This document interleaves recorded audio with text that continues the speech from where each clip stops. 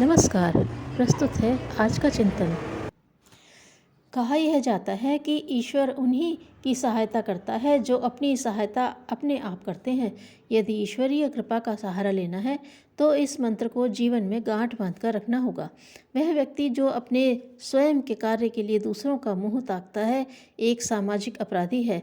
इससे बड़ा सामाजिक अपराध क्या होगा कि स्वयं तो निष्क्रिय बना ही बैठा है और दूसरों से अवलंबन की आशा लगाकर उसके कर्तव्य वहन पर भी रोड़ा बन रहा है।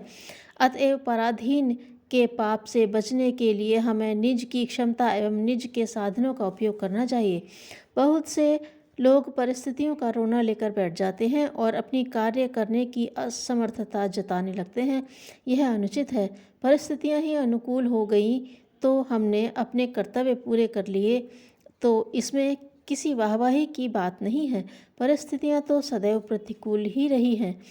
मनुष्य ने अपनी मनः स्थिति को परिस्थितियों के अनुरूप ढाला है तथा परिस्थितियों का सामना किया है।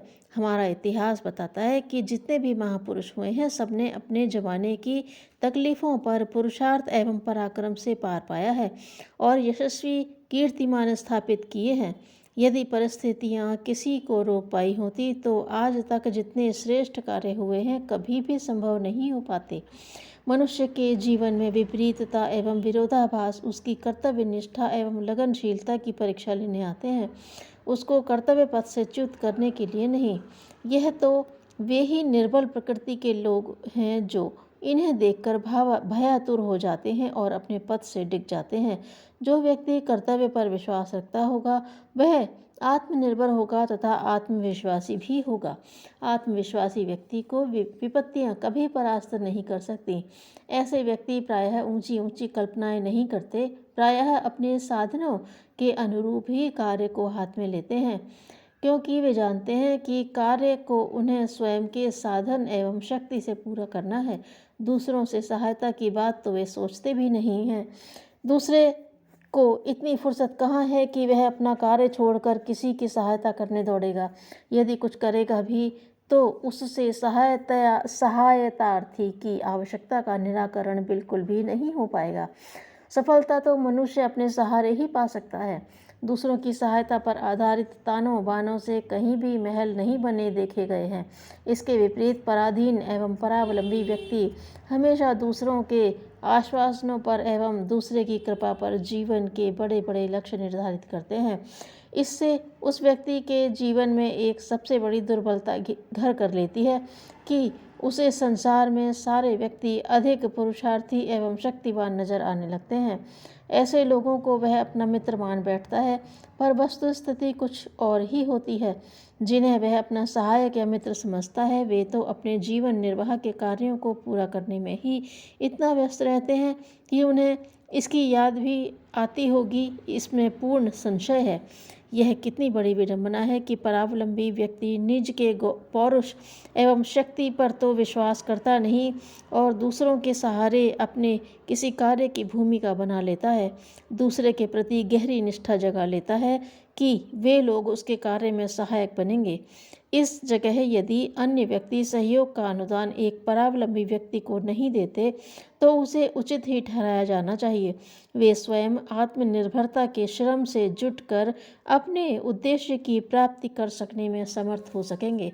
यदि वे अपनी शक्ति और साधन ऐसे काहिल व्यक्तियों की सहायता में लगा देंगे तो उनके उद्देश्यों को कौन पूरा करेगा। यहाँ पर उनका स्वार्थ निंदा की वस्तु नहीं ही कहा जाना चाहिए। संसार में सभी ने के कुछ न कुछ उत्तरदायित्व अवश्य हैं। पहले व्यक्ति अपने उत्तरदायित्व को पूरा करेगा, इसके बाद सेवा परोपकार की बात सोचेगा। जो व्यक्ति अपना ही कर्तव्य पालन नहीं कर पाया है वह दूसरे की सहायता कहाँ तक कर सकता है, यह बात विश्वसनीय नहीं है। दूसरे का सहारा लेना भीख मांगने के बराबर है। अपने गौरव आत्मगौरव को भुलाकर जो व्यक्ति दूसरे के सामने दया की भीख मांगता है वह वस्तुतः पुरुष कहलाने का अधिकारी नहीं है। ऐसे कायर व्यक्ति जीवन भर चाटुकारिता करते हैं और दरिद्रता तथा हीन भावना से ग्रस्त रहते हैं। इन्हें वही मिल पाता है जो लोगों की आवश्यकता पूर्ण होने के बाद जूठन के रूप में बच जाता है। प्रायः देखने में आया है कि समाज के कतिपय गणमान्य एवं धनी कहे जाने वाले व्यक्ति भी परावलंबन के शिकार होते हैं। यह उनका प्रमाद ही कहा जाएगा कि स्वयं के घर में कार्यों को भी वे कर्मचारियों के भरोसे छोड़ देते हैं। इसके परिणाम तो कभी कभी बहुत दुखदायी होते हैं। बड़े बड़े सेठ अपने मुनीमों के वश में इसलिए रहते हैं क्योंकि उनमें कार्यकुशलता एवं वाक्पटुता का वह अपेक्षित ज्ञान नहीं होता है जिसकी कि आज व्यापार जगत में आवश्यकता है। इसीलिए शासन में कई उच्च अधिकारी स्वयं निर्णय लेने की असमर्थता के कारण अपने अधीन कर्मचारियों के आश्रित रहते हैं। इससे उनकी स्वतंत्र सत्ता हमेशा खतरे में पड़ी रहती है। पर निर्भरता तो एक कमजोरी है। इस कमजोरी को यदि अपने से नीचे वाला जान लेता है तो हमेशा अनुचित लाभ लेने की ताक में लगा रहता है। परावलंबी व्यक्ति के पास न अपना विवेक होता है न अपनी बुद्धि होती है। इसलिए किसी भी आपातकालीन स्थिति में स्वयं निर्णय लेने की क्षमता उसमें नहीं होती है। जब आत्मनिर्णय का गुण नष्ट हो जाता है तो पराधीन व्यक्ति दीनहीन की तरह दिखाई देता है। महारानी केकई का उदाहरण सबके सामने है। उसने एक महारानी होते हुए भी दासी मंथरा की कुबुद्धि का सहारा लिया।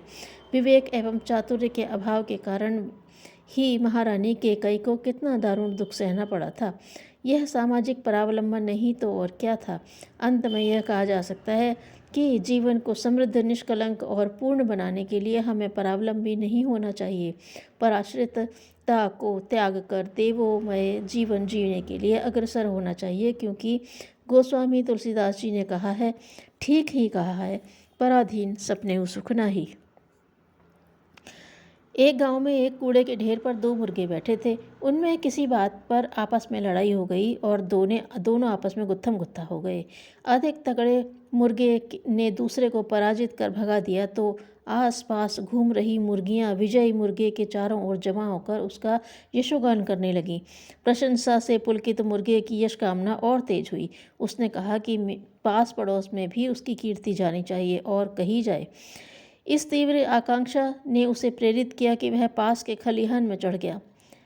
उसने अपने पंख फड़फड़ाकर उच्च स्वर में बोला, मैं विजयी मुर्गा हूँ, मुझे देखो, मेरे समान बलवान कोई अन्य मुर्गा नहीं है। उसका अंतिम वाक्य समाप्त होने से पूर्व ही मंडराती चील की उस ऊंचे चढ़े एकाकी मुर्गे पर दृष्टि पड़ी। उसने एक झपट्टा मारा और पंजों में दबोच कर मुर्गे को अपने घोंसले में ले गई। कभी कभी यश की कामना व्यक्ति का सर्वनाश कर देती है।